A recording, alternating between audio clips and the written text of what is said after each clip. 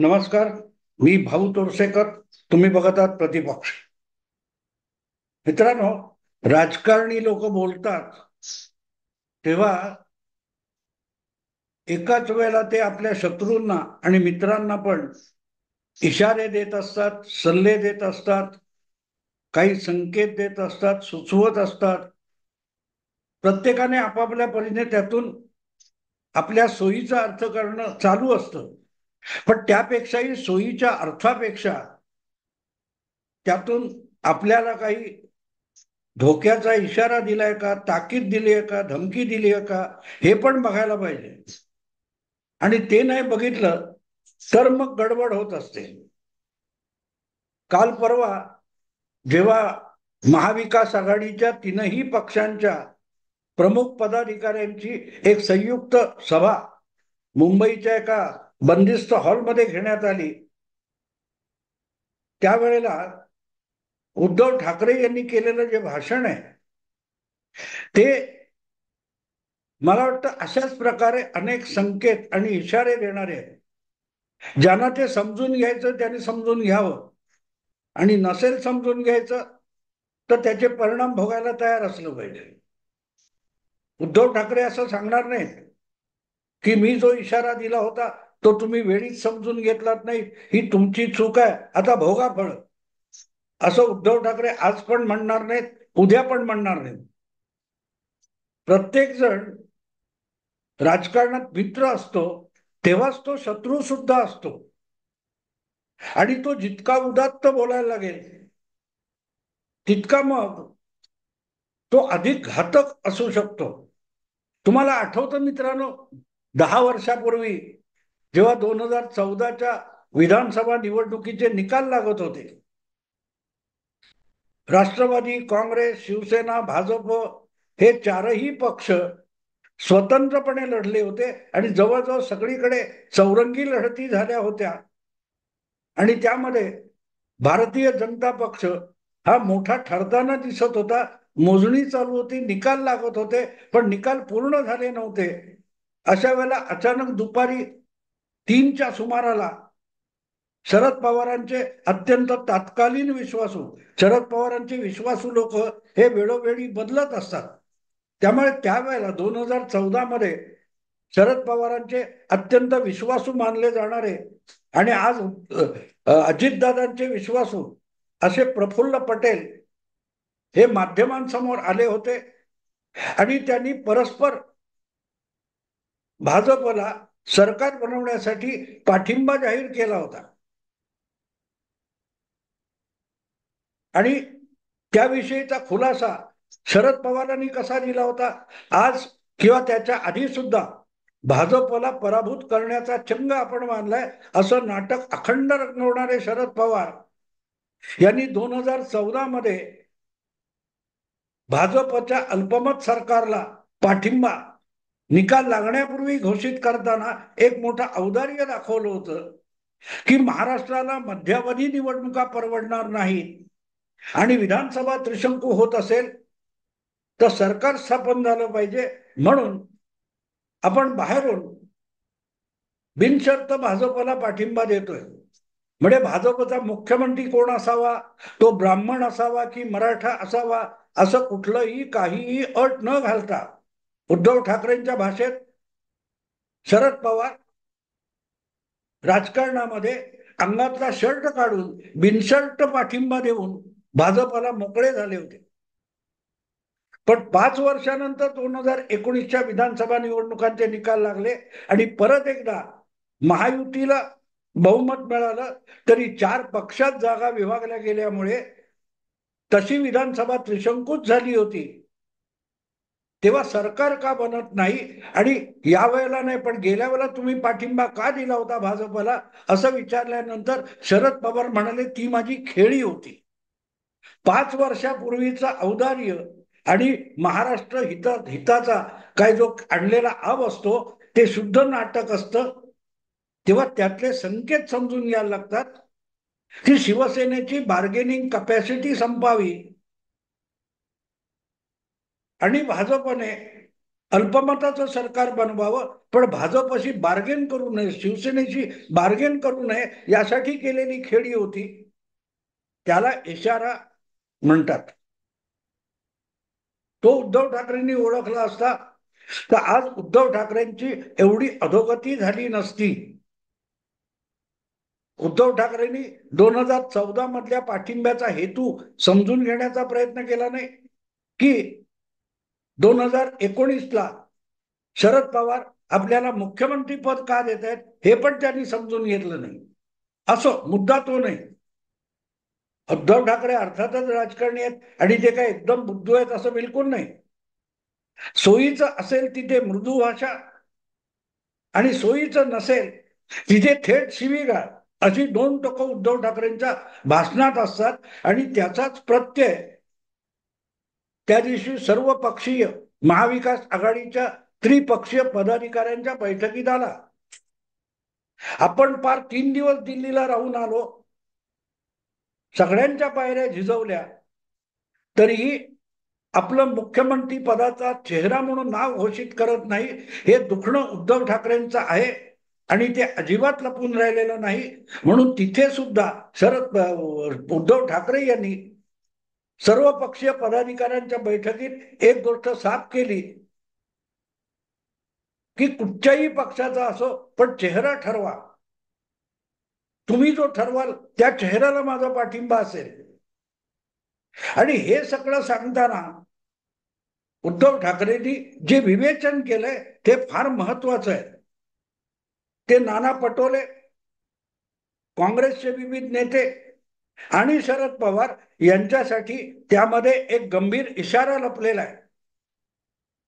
25 वर्ष भाजप बरोबर शिवसेना युतीत होती आणि तिथे जे काय घडलं, जी काय आमची फरफट झाली, जो आमच्यावर अन्याय झाला किंवा शिवसेना 25 वर्ष सडली, तो अनुभव महाविकास आघाडीत मला बिलकुल नको आहे. हे जेव्हा उद्धव ठाकरे सर्व पक्षीय त्रिपक्षीय कार्यकर्त्यांच्या पदाधिकाऱ्यांच्या बैठकीत सांगतात, तेव्हा त्यामध्ये एक गर्भित धमकी असते की भाजप आमच्याशी जसा वागला तसा कृपया तुम्ही वागू नका. आता एक भाग असतो भाजप तसा वागला हा आक्षेप आहे, त्यामुळे त्यानंतर मी जसा वागलो तसा मी वागू शकतो ही धमकी आहे.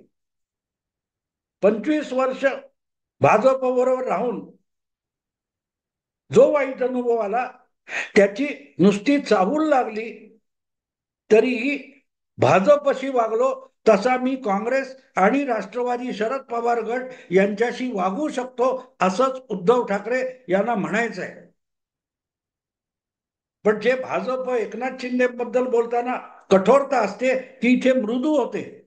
पण म्हणून तो आशय शोधावा लागतो.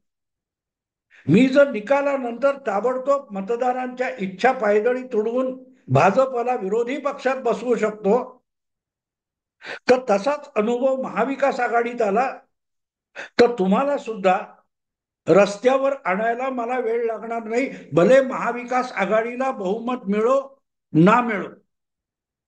उद्धव ठाकरेंची धमकी किंवा इशारा म्हणून समजून घेतला पाहिजे.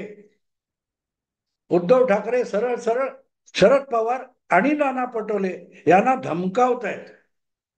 कारण या दोघांनी साफ साफ निवडणुकीपूर्वी महाविकास आघाडीला उद्धव ठाकरे यांचा चेहरा मुख्यमंत्री म्हणून नको आहे अशी भूमिका घेतलेली आहे. अर्थात उद्धव ठाकरे नकोत असं त्यांनीही म्हटलेलं नाही.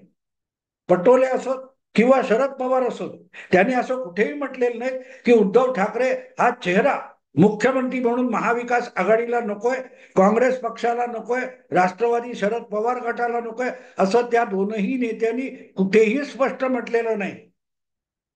पण त्यांच्या वक्तव्याकडे बारकाईने बघितलं तर आत्ता चेहरा जाहीर करायचा तर तो उद्धव ठाकरेंचा करावा लागेल, नाहीतर उद्धव ठाकरे नाराज होतील.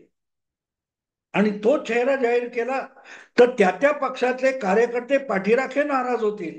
हे टाळण्यासाठी आधी कुठलाही चेहरा नको ही त्यांची भूमिका आहे.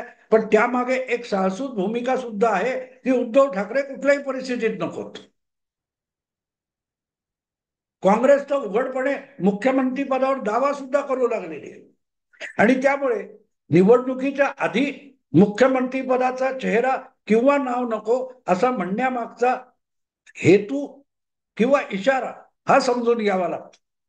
पण मग त्या इशाऱ्यानंतर सुद्धा उद्धव ठाकरे यांचं वक्तव्य जे आहे ते पटोले आणि शरद पवार किंवा काँग्रेस आणि राष्ट्रवादी यांना दिलेलं उत्तर आहे की ठीक आहे, निवडणुका होतील, जागा वाटप होईल, जे काय व्हायचं ते होईल,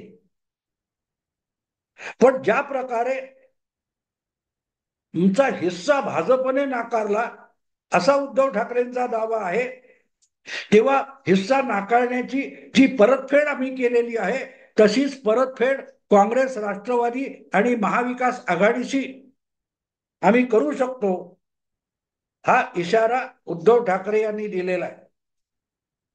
आणखीन एक गोष्ट सांगितली पाहिजे. जे उद्धव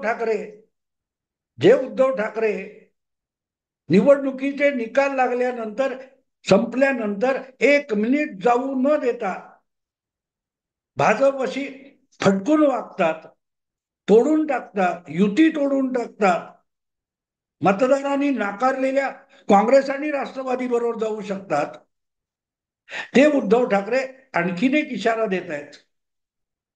आणखीन एक इशारा देत आहेत की कुठच्याही पक्षाला एखादी जागा वाट्याला दिली तरी चालेल, उमेदवार आघाडीचा बघायचा, आपापल्या पक्षाचा नाही, आपल्याच पक्षाचा उमेदवार ठरवून त्यासाठी पूर्णपणे ताकद लावून काम करायचं. पक्षातल्या आपल्याला मिळालं नाही आणि आपल्या सहकार्याला मिळालं किंवा पक्षाबाहेर मित्र पक्षाला तिकीट मिळालं, जागा मिळाली, तर त्यासाठी एक दिलाने एकजुटीने काम करायचंय. कारण आपल्याला भाजपला पराभूत करायचंय. आधी यांना झोपवूया, भाजपला झोपवूया. इतकी त्यागाची गोष्ट उद्धव ठाकरे आज सांगतायत, याचा विसर त्यांना 2019च्या विधानसभा निकालानंतर का नव्हता झाला? तेव्हा हा बोध का झाला नव्हता की तुम्ही निवडणूक लढलात आणि तुम्ही गेली 30 वर्ष काँग्रेसला झोपवण्यासाठीच राजकारण केलं, तर काँग्रेसला झोपवल्यानंतर मुख्यमंत्री पद पाहिजे म्हणून तुम्ही काँग्रेसला संजीवनी देण्याचं पाप केलं. कार्यकर्त्यांनी पाप करायचं नाही. पाप करायचं तो सर्वाधिकार हा उद्धव ठाकरे यांच्याकडे, पक्षप्रमुखांकडे. अगदी आपण ते 19चा निकाल सोडून द्या, 2022 मध्ये हे शिवसेनेचे 40 आमदार सुरत, गुवाहाटी गेले, तेव्हा प्रत्येक पदोपदी एकनाथ शिंदे काय सांगत होते, आम्ही शिवसेना आहोत. आणि एकनाथ शिंदेनी उद्धव ठाकरेंना एक अल्टिमेटम दिला होता, अट घातली होती, महाविकास आघाडीतून बाहेर पडा, आम्ही परत येतो. म्हणजे उद्धव ठाकरे हेच पक्षप्रमुख आणि आमचे नेता राहतील, पण पक्ष हा महाविकास आघाडीत असायला नको, महाविकास आघाडीतून शिवसेनेला बाहेर काढा, आम्ही ताबडतोब उद्धव ठाकरे यांच्या तंबूत येऊन उभे राहतो. मुख्यमंत्री पदाचा मोह सोडून उद्धव ठाकरे यांनी महाविकास आघाडीचं सरकार टिकेल न टिकेल याची पर्वा केली नसती आणि आपला पक्ष टिकवण्यासाठी महाविकास आघाडीतून जून 2022 मध्ये उद्धव ठाकरे बाहेर पडले असते, अगदी राजीनामा न देता बाहेर पडले असते, तरी एकनाथ शिंदे यांना केलेल्या घोषणेनुसार निमूटपणे उद्धव ठाकरे यांच्या बाजूला येऊन उभं राहावं लागलं असतं. शिवसेना फुटली नसती, आज जे काय कोर्ट कचेऱ्या चालल्यात त्याची गरज भासली नसती. एक मुख्यमंत्री गमावण्याचा त्याग उद्धव ठाकरे करू शकत नाहीत, एवढा मोठा त्याग उद्धव ठाकरेंना जमत नाही. पण तीन पक्षाच्या कार्यकर्त्यांनी, विधानसभेच्या तिन्ही पक्षाच्या इच्छुकांनी मात्र आपल्याला तिकीट नाकारलं गेलं तर हिशोब चुकता करण्यासाठी बंड करायचं नाही, ज्याच्या वाट्याला आलं त्याचं निमूटपणे काम करायचं, त्याला आमदार करायचं. जनतेने ज्या महायुतीवर शिक्कामोर्तब केलेलं होतं, मतदानातून शिक्कामोर्तब केलं होतं, 160 पेक्षा अधिकचं बहुमत दिलेलं होतं, तेव्हा ही बुद्धी उद्धव ठाकरे यांना का सुचली नाही? सुचली असती तर महाराष्ट्राच्या राजकारणात आज जो विचका उडालेला दिसतो तो दिसला नसता. जे उद्धव ठाकरे आज तीनही पक्षाच्या पदाधिकाऱ्यांना मोठं उदार होऊन सांगतायत की तिकीट कोणाला मिळेल, आपल्या पक्षाला मिळेल, मित्र पक्षाला मिळेल, तिकीट आपल्या सहकार्याला मिळेल किंवा आपल्याला मिळेल, आपल्याला त्याला निवडून आणायचं. मग तुम्ही देवेंद्र मुख्यमंत्री पदावर बसला असता तर काय बिघडलं असतं? तुम्ही एवढं त्याग करू शकला नाही. मतदाराने तुम्हाला साथ दिली होती काँग्रेस आणि राष्ट्रवादीला सत्तेच्या बाहेर बसवण्यासाठी. तुम्ही मतदाराला दिलेला शब्द पाळला का? तेव्हा त्याग करू शकला का? नाही. कारण तुम्हाला मुख्यमंत्री पदाचा मोह आवरत नव्हता. आपण कुठलाही त्याग करणार नाही. कार्यकर्त्यांनी, पदाधिकाऱ्यांनी, उपनेत्यांनी, नेत्यांनी सगळे त्याग करावे. उद्धव ठाकरे त्याग करणार नाही. कशी गंमत आहे बघा, कशी गंमत आहे बघा. आणि म्हणून इथे गोष्ट लक्षात घेतली पाहिजे की पटोले आणि शरद पवार यांना उद्धव ठाकरे इशारा देत आहेत की जो अनुभव भाजप बरोबर आला तर मी भाजपशी वागलो तसाच तुमच्याशी वागायलाही मागे पुढे बघणार नाही. आणि म्हणून यातला तिसरा इशारा समजलं पाहिजे. तिसरा इशारा असा आहे की जर उद्धव ठाकरे यांचं मुख्यमंत्री पदाचा चेहरा म्हणून पुढे केलं जाणार नसेल तर मग आम्हाला पाहिजे ते करणार. म्हणजे काय करणार? माझा चोरला, माझा बाप चोरला म्हणणारे उद्धव ठाकरे विसरून गेले की ज्याचे आमदार अधिक त्याचा मुख्यमंत्री हे तत्व 1988 मध्ये ठरलं. बाळासाहेबांनी चोरलेल्या बापाने ठरवलेलं होतं. ते पायदळी तुडवत त्याच सभेमध्ये उद्धव ठाकरे म्हणतात की ज्याचे आमदार अधिक त्याचा मुख्यमंत्री हा पण मुद्दा गुंडाळून ठेवला पाहिजे. काय आत्मविश्वास आहे बघा मित्रांनो, की आपण महाविकास आघाडीमध्ये सगळ्यात मोठा पक्ष म्हणून निवडून येणार नाही तरीही मुख्यमंत्रीपद मलाच द्यावं लागेल असा उद्धव ठाकरे यातून इशारा देत आहेत. कारण शरद पवार असोत किंवा मला वाटते नाना पटोले, काँग्रेसचे जे कोणी, मला वाटते पृथ्वीराज चव्हाण, त्यांनी सांगितले ज्याचे आमदार अधिक त्याचा मुख्यमंत्री हे ठरलेलं तत्व आहे. आणि त्या मुद्द्याला छेद देताना उद्धव ठाकरे म्हणतात ज्याचे आमदार अधिक त्याचा मुख्यमंत्री हे तत्व चालणार नाही. म्हणजे माझे 5च आमदार निवडून आले तरी मुख्यमंत्री उद्धव ठाकरेलाच करावा लागेल, नाहीतर मी वेगळा विचार करीन. मी भाजपशी वागलो तसा महाविकास आघाडीतल्या मित्र पक्षांशी सुद्धा वागू शकतो. देवेंद्र फडणवीसांच्या तोंडाशी आलेला मुख्यमंत्री पदाचा घास हिरावून घेतला आणि त्यांना विरोधी पक्षात मी बसवलं. आणि कपाळ करंट्यानं तुम्हाला मतदाराने नाकारलं असताना तुम्हाला मी सत्तेत आणून बसवलं, तर तुमच्या तोंडचा घास सुद्धा मी काढून घेऊ शकतो. हा इशारा उद्धव ठाकरे यांच्या त्या भाषणातून सरळ सरळ समोर आलेला आहे. आणि म्हणून मी 3 गोष्टी सांगितल्या. वरकरणी त्या स्पष्ट शब्दात बोललेले नाहीत उद्धव ठाकरे, पण गोष्ट साफ आहे, गोष्ट साफ आहे. उद्धव ठाकरे यांना निकाला आधी किंवा निकालानंतर मुख्यमंत्री करणार नसाल तर महाविकास आघाडीचा 5 वर्षापूर्वी बनवलेला जो काय खेळ आहे तो सगळा खेळ उद्धव ठाकरे बिघडून टाकण्याच्या मनस्थितीत आहेत याची ही या एका भाषणातून चाहूल लागते. ठीक आहे, निकालाच्या आधी नाही, मतदानापूर्वी नाही, निवडणूक पूर्व नाही, पण निवडणुकीनंतर मलाच मुख्यमंत्री करावा लागेल. कारण महाविकास आघाडीला बहुमत मिळालं तरी त्या बहुमतामध्ये उभाठा शिवसेना नसेल तर बहुमत पूर्ण होणार नाही. आणि तुम्हाला धडा शिकवण्यासाठी मी महायुतीच्या भाजप एकनाथ शिंदे यांच्या बरोबर सुद्धा जाऊ शकतो, पण तुम्हाला विरोधी पक्षात बसवल्याशिवाय राहणार नाही, तुम्हाला सत्तेपासून वंचित ठेवल्याशिवाय राहणार नाही. हा इशारा किती गोड शब्दामध्ये उद्धव ठाकरे यांनी दिलाय हे समजून घेतलं पाहिजे. राजकारण असं चालतं मित्र. तुम्हाला अत्यंत गोंडा सुसंस्कृत भाषेत सुद्धा शिवी देता येते. हा त्याचाच नमुना आहे. हा त्याचा नमुना आहे. आणि म्हणून षण्मुखानंद मधलं जे उद्धव ठाकरे यांचं भाषण आहे हे तिथेच बसलेल्या शरद पवार आणि नाना पटोले या दोघांनाही दिलेला इशारा आहे, तुमचा भाजप करून टाकेल.